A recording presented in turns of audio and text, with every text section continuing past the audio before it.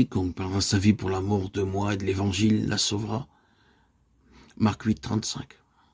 C'est après que le Seigneur vient d'annoncer aux disciples sa passion, ce qui provoque les protestations de l'apôtre Pierre, qu'il prononce ces paroles. Quiconque perdra sa vie pour l'amour de moi et de l'évangile, il la sauvera.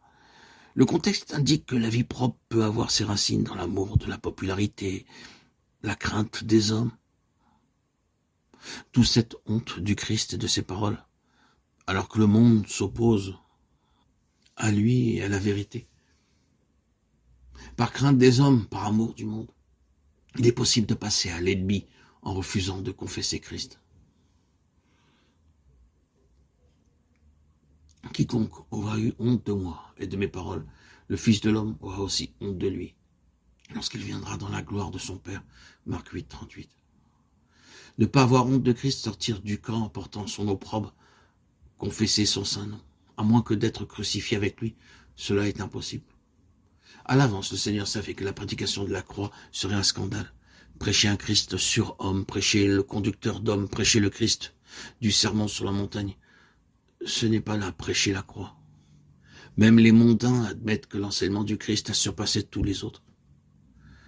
Le grand ennemi des âmes incitera même les hommes à prendre le sermon sur la montagne comme règle de vie, pourvu qu'ils ignorent la croix de Christ. Bien plus, il les aidera à observer les lois du royaume, pour les séduire à accepter un évangile sans croix, sans sacrifice expiatoire, sans Christ. Annoncer la croix de Christ et la paix par son sang, une croix qui implique la séparation d'avec le monde et le don tout entier de soi à l'homme de douleur. C'est bien là, en vérité, renoncer à soi-même, et humainement parlant, perdre sa vie pour l'amour de Christ et de l'évangile.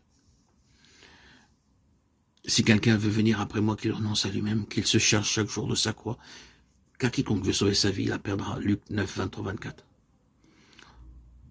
Se charger chaque jour de sa croix, c'est à cela que Christ nous convie. Quotidiennement, c'est à cela que Paul obéissait, portant toujours en son corps la mort du Seigneur Jésus. Il y a un degré d'union avec Christ qui nous fait pénétrer dans un nouveau domaine, où il semble que la croix étende un abîme entre nous et le passé, nous et le monde, où nous expérimentons de façon continue cette conformité à la mort de Christ nécessaire à la manifestation de la vie de résurrection en nous. Se charger quotidiennement de la croix, comme nous y exhorte Jésus, être constamment crucifié avec le Christ, qui fut obéissant jusqu'à la mort, perdre sa vie chaque jour pour que le Seigneur puisse communiquer la sienne en échange, être désireux chaque jour de ressembler davantage au divin crucifié, non pas en nous créant nous-mêmes une croix, mais en prenant joyeusement celle qu'il nous donne, celle qu'il place sur notre route.